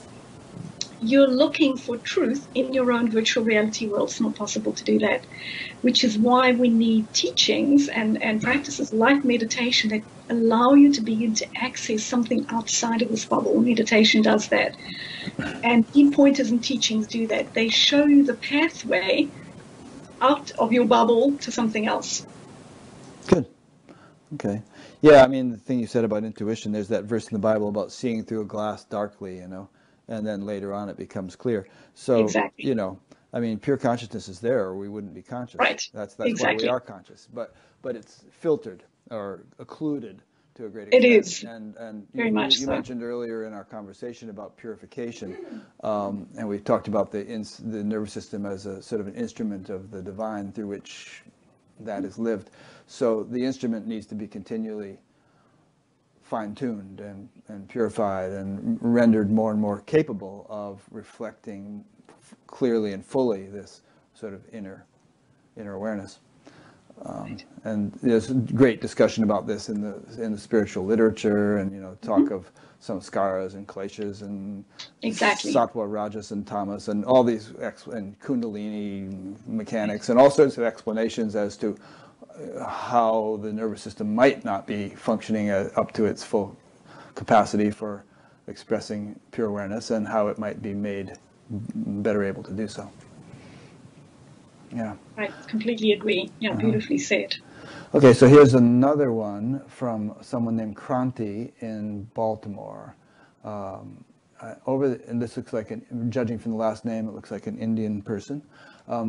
Over the ages, some yogis immediately left the body after the final stage of realization, whereas New Age enlightened people seem to stick to the body until they die naturally.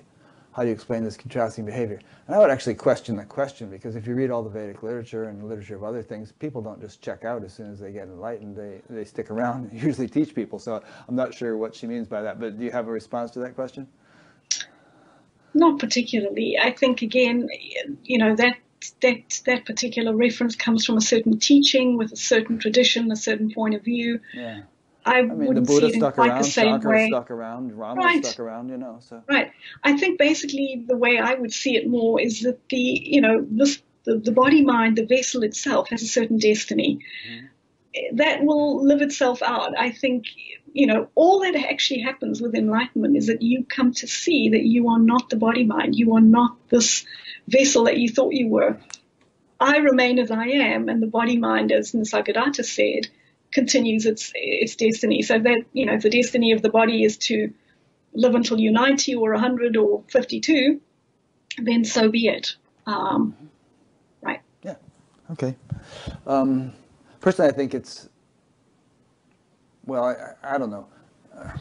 It's necessary, I think, for if it's for those whose destiny it is to stick around to do so, and of course they don't choose not to because it's their destiny. But if they didn't, then we wouldn't have all these great, teachings and teachers who have had such a profound impact on humanity over thousands of years. So thank God that they don't just sort of check out as soon as awakening takes place. Here's a question from David in Grass Valley. What do you feel is the best practice for deepening the experience of pure awareness while strengthening its participation in embodiment? Right. I would say one of the Dzogchen liberation practices. Now, I don't know if David can access that in some way. I can give you a little sense of it. I do. Mm-hmm. I do. The teachings are very profound. Unfortunately, they're not very accessible in terms of literature because a lot of those teachers didn't write books. That particular culture, that particular tradition is more an oral tradition. The teacher teaches by mentoring and feeling the energy of the student and working with you to guide you in the practice of these things. So there are a few books available, but they're very much written in the idiom of Tibetan and Nepalese culture and not particularly accessible to Westerners who don't understand that culture. So basically, if I could summarize it, it's, as I was referring to before, what one learns to do with meditation, if one is doing it correctly, is begin to have no relationship to your thoughts and feelings. There's a practice in meditation where you learn to rest as the spacious awareness that is not contracted down or identified with particular forms such as thought and feeling, my experience. So what that opens up in you, for anybody who's meditated, and I'm sure you can resonate with this, Rick, is you feel a sense of spaciousness. Even now, as we sit here together and those watching, if you allow the attention to open beyond your normal your normal awareness, it's like, okay, here's a glass, and here I'm Leslie, I'm sitting in a chair. If we just simply sit and relax, and without paying attention to anything in particular, any object, or what do I have to do tomorrow, or what I'm doing, next week, or my to-do list, if we just sit and relax and allow the awareness to open up into almost a kind of a feeling of spaciousness, allow yourself to sink deeply into the body, be very present in the body, and allow the attention to open up into the spaciousness. Thoughts and feelings might arise in that spaciousness. For right now, we're not going to pay attention to any of those. A hooting car might happen outside, or someone might knock on the door. Here we are, we're just simply here. the more one is practiced at doing this, the more what you're doing is actually literally physiologically, experientially doing this. It's not a mental exercise where you're sitting in your chair and saying, well, I'm not going to pay attention to thought. You feel, it's a whole being feeling of, there's a sense of spaciousness. It's like the being starts to expand. Like right now, you can even feel the awareness expand beyond the body and just rest out in the field itself as a kind of soft, open spaciousness. It's almost like a point of view. Like imagine zooming out. Imagine you're focused very tightly on an object as a photographer or something, and you allow the awareness to expand so that it zooms out. So this is essentially what we're doing. You're allowing the attention to expand out and rest deeply as the awareness you are, whilst not paying any attention to the thoughts and feelings that are arising. And let's say you're doing that, and then you suddenly realize that you've been daydreaming for 5 minutes off on something else. What do you do then? Right, you simply bring yourself back. To the spaciousness. So you're right. And then you realize, okay, I was off. Right, you just simply very quietly bring yourself back. So not a demeaning of that, or not a beating yourself up for doing that. It's like you bring yourself back. The more practice you are doing it, you're not going to really drift off. You're simply going to learn to be utterly present right here now, with absolutely no relationship to thought and feeling. When it's gone really deep, that's what the practice feels like. It's like you do in meditation, but you're doing it with your eyes open. And here we're speaking. It's much harder to do it with your eyes open and while you're speaking, which is why meditation, we learn this practice in meditation with eyes closed, quietly on your own. You're not speaking, because as soon as you're engaged, in speaking, all sorts of other impulses and your own conditioned patterns arise. You notice things in the environment, it triggers you. Suddenly the attention is off on, looking at all these shiny objects around you. So it's much harder, but it's possible to do. So essentially what you're doing is you're transmuting or allowing the energy of the meditation to be the energy that you're relating to the other person with now as we're speaking together. Soft, open, spacious, clear, thoughts and feelings arise, and as you practice with this more deeply, you learn to see what those thoughts and feelings are and which of them trigger you and which of them sort of kick in certain patterns that will then create almost a hamster wheel situation where the patterning gets stronger and stronger and you get really drawn into it, almost like a negative spiral. So as we're, learning to see where we're triggered and what the patterning is, we learn to let go of that. So instead of, if you understand that that's just a button being pushed, your own button being pushed by a certain event or circumstance or situation arising, it's possible at a certain point to actually not allow yourself to go in that direction. You simply see, I don't need my button to be pushed.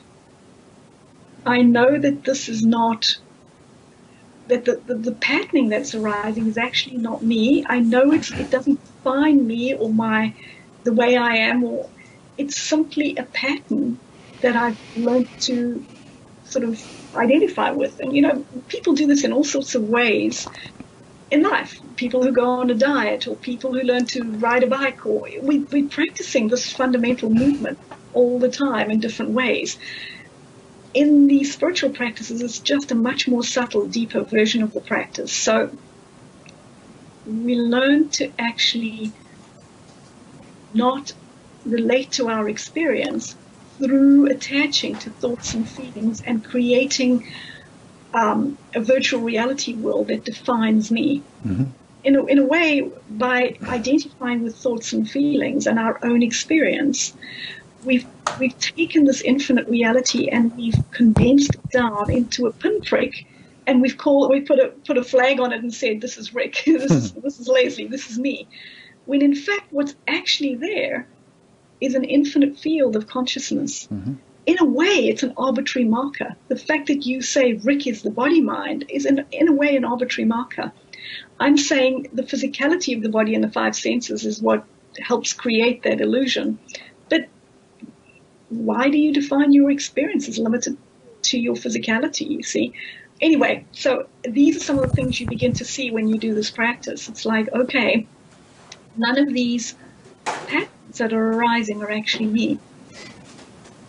Yeah. What if I'm actually the awareness that sees the pattern, but not the pattern itself?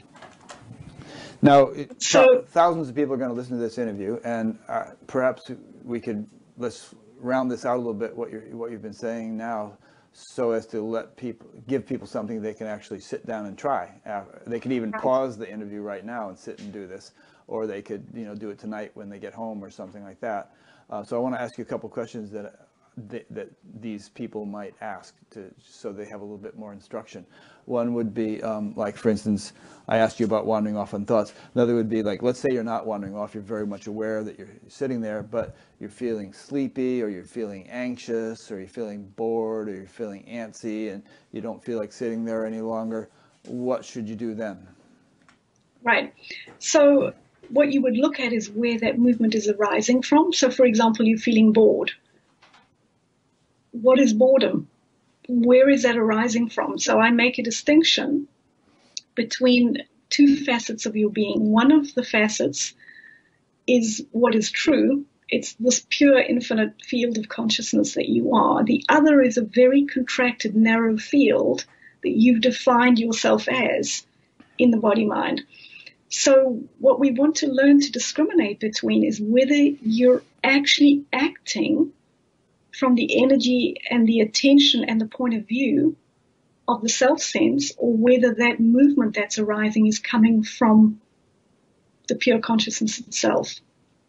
So when something like boredom is arising, and this is where, one has to look and learn about what it is, it's one of the classic qualities of the ego to be bored. I will say that pure awareness, it doesn't have it doesn't get bored. No. There's no boredom in pure awareness. So the moment boredom is arising, one knows where is that arising from. That's a pattern arising from the self-sense. And the pattern arising from the self-sense, can take the form of boredom, either due to a restlessness that basically the egoic consciousness has. It's a very restless energy. It can be stuff in the physiology too, Right, it can be in the physiology too, right.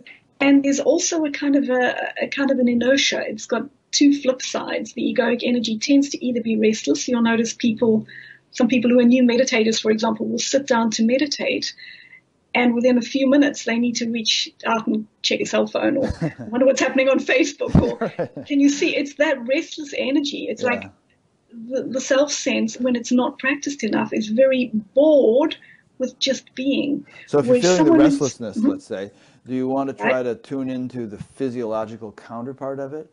Like, because restlessness and boredom they have a mental connotation to some extent, but they perhaps also have a physiological counterpart where you're going to find some agitation in your solar plexus, or some tension in your head, or something that is corresponding to this unsettled experience you're having. Do you want to sort of shift your attention to the physiology, or what would you advise?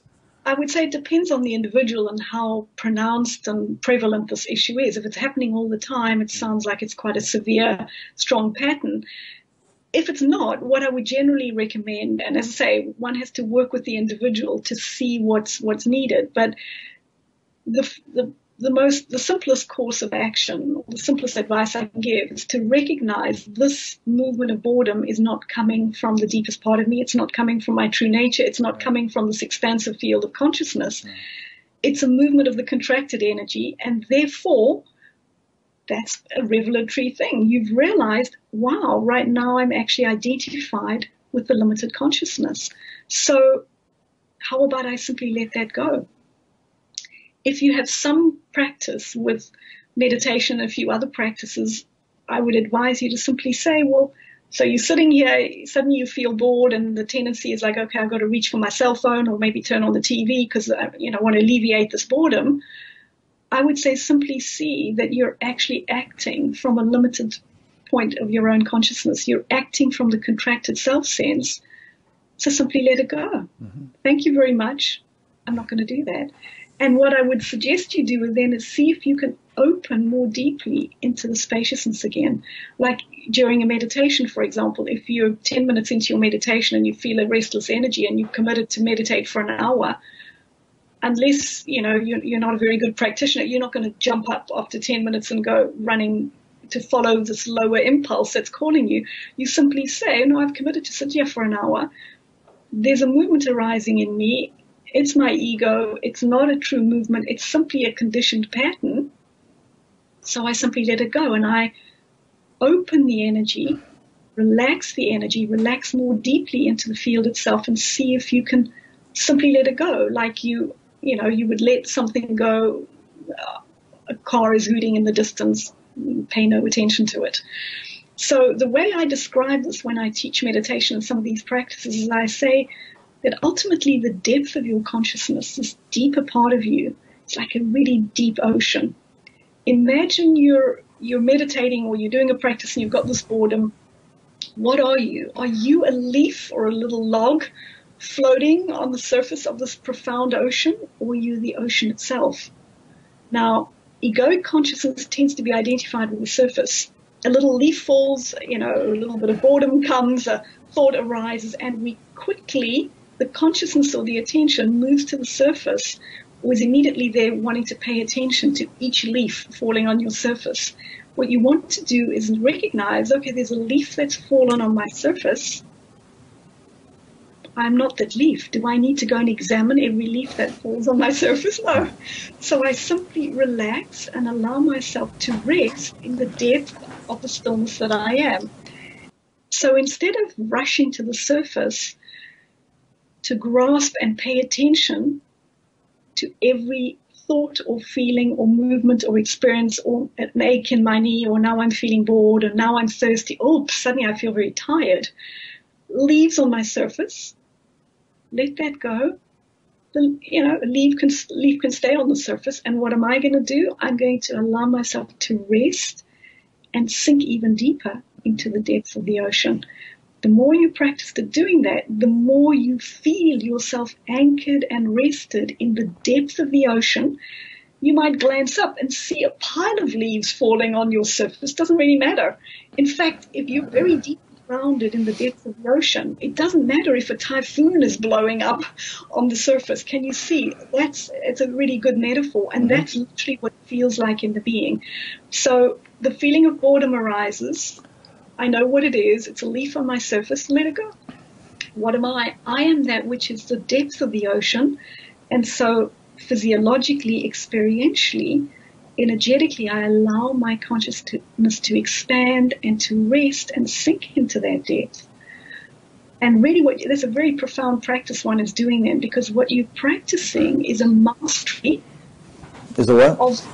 Is a kind of a mastery. Mastery. Who's the master of the being? Is the true consciousness or our true nature the master?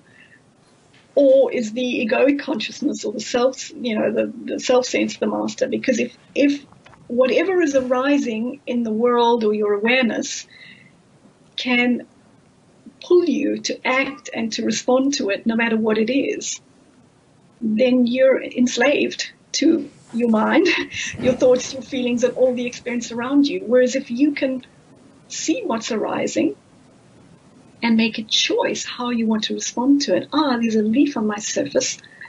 I might just go up and take a look. Or, no, thank you. I'm relaxing and sitting in my meditation or whatever.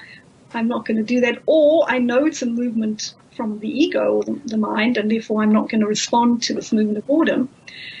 What you then do is practice to actually engage from this deeper place of your being. That strengthens and deepens your capacity to live from this deeper place, if you continue with that and apply various other practices and deeper looking, and you learn to actually shift the center of the gravity of the being. So instead of, having a knee-jerk response to every thought, feeling, and experience that arises, you're responding from a clear spaciousness, which ultimately you will see is a completely different consciousness. It's not the same.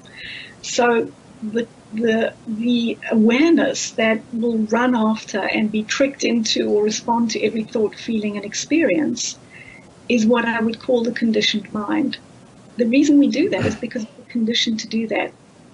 We're conditioned and we believe that those things are real and they're true and they're me. I'm feeling bored. Who's feeling bored? I am. I define myself as the one who's feeling bored right now, and therefore I need to respond or react to that particular movement. From a place of realization, you don't see it that way. A movement of boredom arises, you don't see it as you at all. It's just a movement. It's like a cloud floating in the sky or a leaf landing on your surface. And over time, if you don't react to each and every leaf falling on your surface, the leaves fall less and less frequently. You respond to them less and less. They thin out, you could say. The egoic patterning thins out, weakens and softens to a point where there's very few leaves landing on your surface, very few thoughts kind of coming in, and you're not attached to them. You can see them for what they are, because what you've done is purified the being to such an extent that you are resting in this depth of being at all times, under all circumstances, in all places. And you're not able to be pulled or swayed by anything that's occurring in the world in terms of a circumstance, someone's action, your own thoughts, your own feelings, and your own experience. And yes, it starts with things like a feeling of boredom or, you know, I've committed to do this practice, but now I need to sleep, right? Guess what that is? Yeah. You know, it's the part of you that actually doesn't want to do the practice, which would be the self-sense. Could also be that you need some sleep. I mean, if you've been sleep Could be, deprived. and if you have been sleep deprived, then it's a very practical way of looking at it. Okay, I feel that in the body. Because sometimes when you settle into meditation, you know, what you get more in touch with what you need and what your physiology needs. Yeah. Exactly, and if that would be the case, then you would simply take a nap when you need to. You know, I want usually take a nap every afternoon before I meditate, just to get rid of any residual fatigue, and then meditation is much more clear. Exactly. Yeah. Let me ask you a couple more practical questions. You know, we've been going on about the importance of practice and meditation and so on. Most of the people I know who learn to meditate, I taught about 1,000 people back when I was teaching. They end up just dropping off. You know, they don't stick to it regularly. Of course, I know many others who've been doing it for decades. But what would you say? Two-part question. What would you say as a tip for getting yourself to meditate regularly and sticking with it? And secondly, what sort of daily routine? You mentioned an hour. An hour might be a bit much for busy people with families and so on. Right. You know, what would you recommend that the average person who's fairly busy can actually commit to, and how would you help them commit to it and stick to it, so this whole conversation we're having isn't just some memory. Oh yeah, well, I remember that lady, she said I should meditate. Well, it's been 6 months and I haven't done it, so you know, what would you say?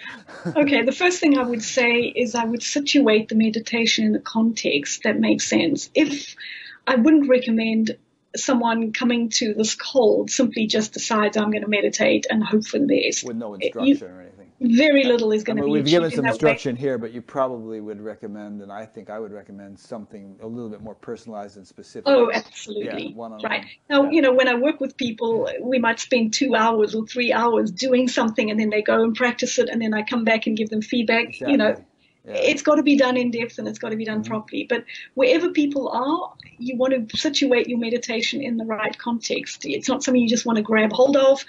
You know, it's hopefully I can just sit there with my eyes closed and something serious is going to happen.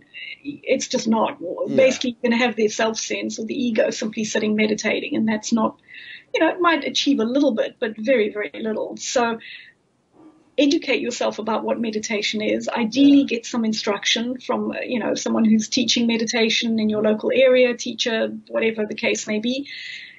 So that's step number one. Know what you're doing. And let me just interject with some feedback. practical stuff too, Right. like, you know, turn off your phone, tell your family you're going to do it, tell them not to bother you for 20 minutes or however long you're going to be in there. You know, I mean, just sort of make a few preparations. Don't sit down in the middle of the living room when the kids are trying to watch television or something. You have to sort of... No, definitely not. That's not going to work. So yeah, quiet space, some time, you know, and commit to what you're doing. don't sit for 5 minutes and then reach for your cell phone. That is not meditation. So you see, what you're practicing then is a kind of a rigor and a discipline, which will get you somewhere. So, but first some instruction. And, you know, if you don't have a teacher in your local area, whatever, a book, some YouTube videos, at least something to educate you. The second thing that I would recommend is, I think, in my experience, meditation on its own is not that helpful. I would always combine it with other things. So again, engage in something that you feel resonates with you, a teaching, a teacher, a community. Start with some YouTube videos if you like, some really deep books, Nisargadatta, I Am That, whatever. There's some really lovely books. These are a starting point. They're not going to take you particularly deep, but it's a good orienting place.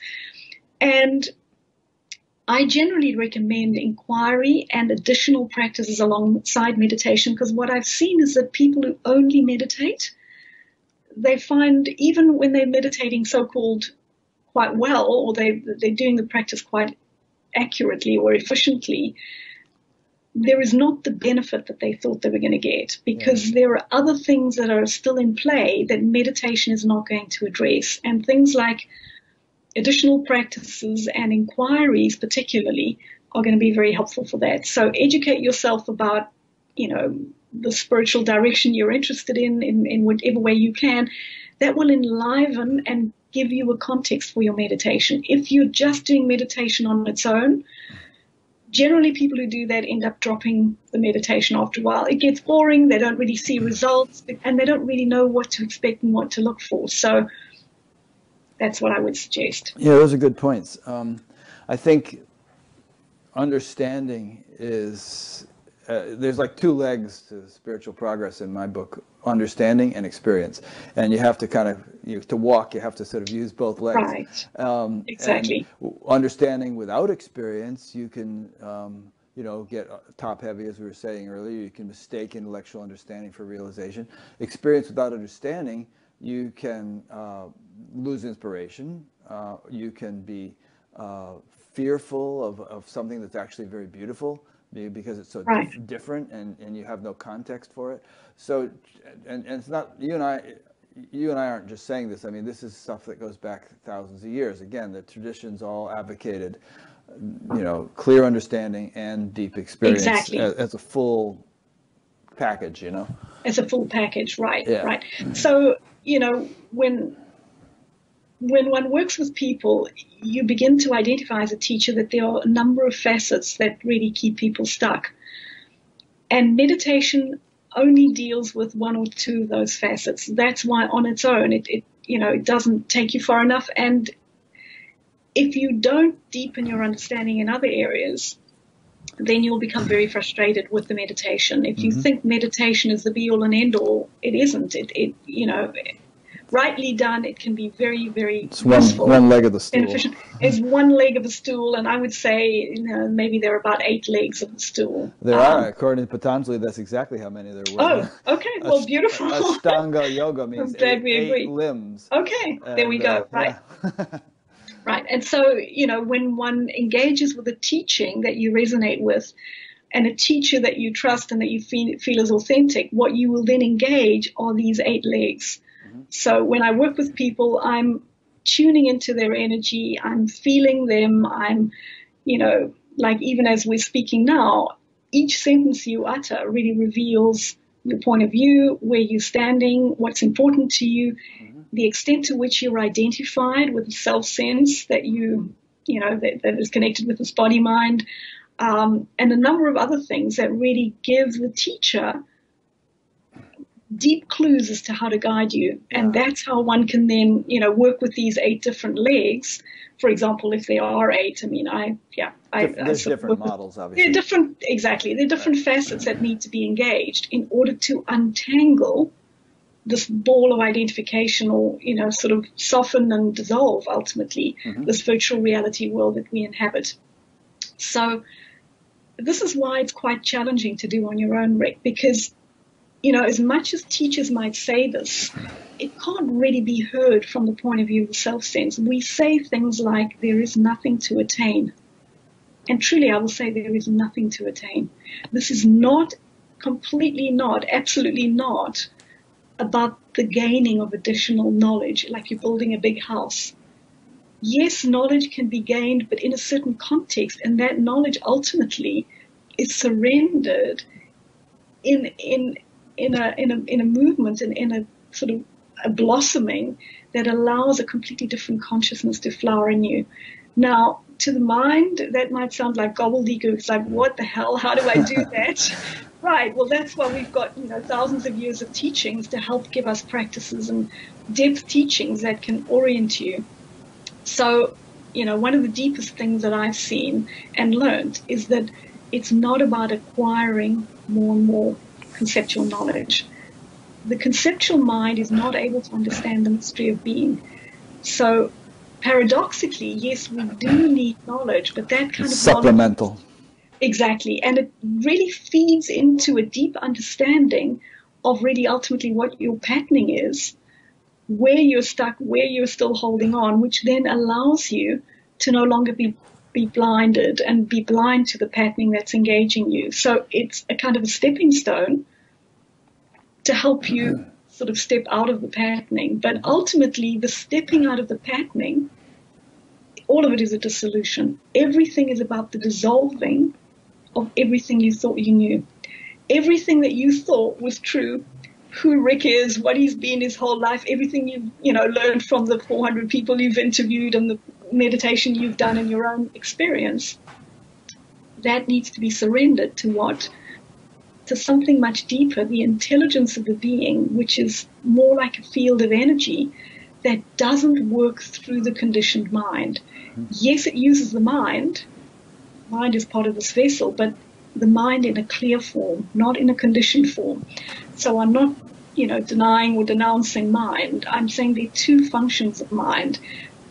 Before we are stably realized, we function in the conditioned mode. Basically, one is run by your own thoughts and feelings and your own experience, and everything that arises in the contents of your being, basically you identify with. You think everything that you experience is real and it's true, and that's what reality is, and guess what? That's me. No, it's not. And so that conditioned mind has to be surrendered or relinquished to allow something different to blossom. Mm-hmm. And that different teachings refer to it in different ways. I refer to it as clear mind, where this thing here, the gray matter here, becomes a clear vessel for the energy and the consciousness that's flowing through it. No longer is it distorting, amplifying, twisting things around a self-sense, which is self-oriented, which causes you to look at things in a particular way, self-referencing everything, not just what's out there, but what does it mean about me and how do I relate to it and what am I going to get from it? You see, that's what a self-sense does. It twists the entire point of view, and it's also very, very limited. So as these patterns dissolve, what opens up is this clarity which functions through all aspects of the being. The heart is soft, open and clarified, it's undefended, it's not making anything right or wrong, it doesn't need to attack, it doesn't need to defend. The energetic systems are unblocked and open, and the mind is clear and free. And so there's an open, spacious, quiet intelligence that doesn't function according to the old thought pattern. In fact, thoughts are few and far between. They're really only engaged when you practically need things, and the rest of the way that life is engaged is really through an intuitive flow. Mm-hmm. The spontaneous right speech and action that arises when the vessel is sufficiently clear, right, and that's what's actually functioning, and it works through the mental capacity the cognitive capacity that it works through is clear mind. That's how I would describe it. Yeah. So it's not as if the mind disappears. What we want to disappear is the conditioned mind. That we want to, we don't want to be run.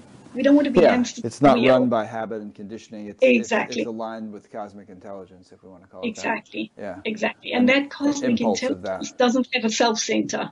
Right. And one discovers that as you engage with it. It's like, where is the self-center? There isn't one. There isn't a center. Yeah. It's a field that you engage. And then as you're engaging more and more from this place of right speech and action, which becomes spontaneous, you look and you see there's basically not a self anymore. There is this, it shrinks, it becomes more and more transparent. Mm-hmm. And there's a beautiful body mind, and everything is seen as one's brother and sister, and that includes all of nature and the whole universe. And there's a beautiful giving energy that then can flow because the vehicle has now been purified and opened up. It's no longer kind of held in these sticky patterns from before. Yeah. So, everything we ever wanted is coming from that mode then. The happiness, the contentment, the sense of being whole and being true and being clear. There's only one place that it comes from, and that's that's this pure clarified consciousness.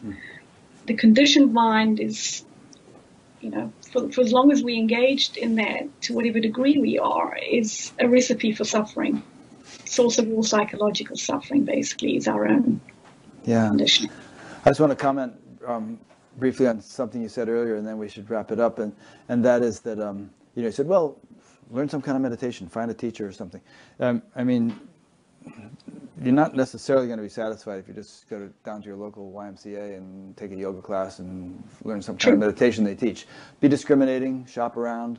Right. I mean, your life is an example of seek and ye shall find, I mean, you really went at it like a professional, and, dedicated yourself to it and actually moved from thing to thing as you found that one thing was unsatisfactory in some way, and or maybe you'd extracted all the benefit you could from it and decided to, better move on.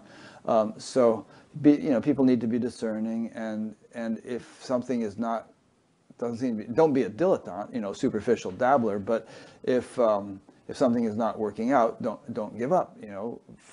Keep on trucking. Find something which does work. Call Leslie or do whatever until you find something which is really producing results, and then stick with it. Exactly, and that's a very good point you've made there, Rick. Because when you do engage with something that's authentic and deep, you will see the results. And even though I've emphasized that this is a process and it takes time, the results can be seen really quickly when you engage. Oh yeah, I mean, week to week, when one works with people, you can see the growth. They see it themselves, and that's what keeps one engaged in the process. Really, you can see how you're actually shifting your point of view, and your clarity is increasing, and your self-doubt is diminishing, and all these things that used to niggle and worry. There's many dimensions that shift.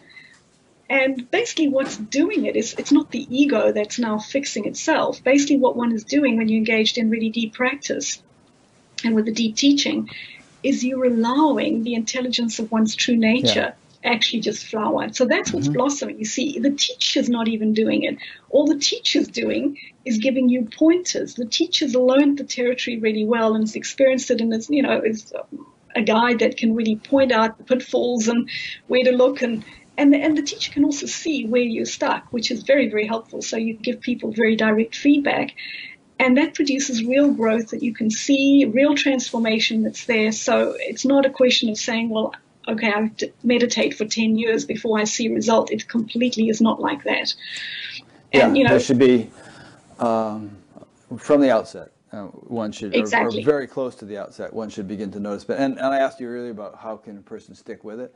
They'll stick with it if they're seeing results. And and there's no one who is incapable of getting results if you're doing it, if you're going about it right. I mean, there's all kinds of cool stories about meditation being used for, PTSD sufferers and drug addicts and, people in prisons and kids in inner city schools and people in dire circumstances. And if it works for them, it can work for anybody. You just need to make sure that you're doing something that works. Right. So I was just going to add to what you've said there. Really good point. Anybody who's really moved to do this can do it. And why is that possible? Is this only, available for people who have the, Ramana Maharshi genes? Yeah. No. Why? Because your own true nature, everybody's true nature is this. This that we're speaking about is the source and the essence of everybody's being. That's why anybody can engage it. And yes, you have to engage it with a kind of a seriousness, but if you're interested and you're willing and you stick with it, it does produce fruit. And, one of the things that, if I could just speak to maybe some of the people that I know that are watching, or others that are out there who've engaged in spiritual practices and found that they weren't making progress, I would say look a little deeper, maybe find something that is a better fit for you, or see, examine where you were stuck and that you weren't moving forward, re-engage, but don't give up.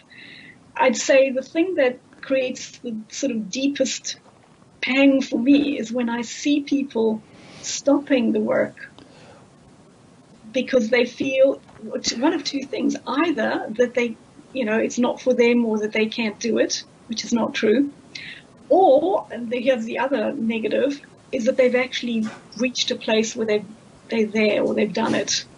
And, that's very rare. This really deep place of abiding realization is still quite a rarity in our modern world, even though a lot of people are engaged in spiritual practice. So if you give up too soon or conclude that you're there, what you're doing is you're truncating, or you're arresting your own spiritual journey.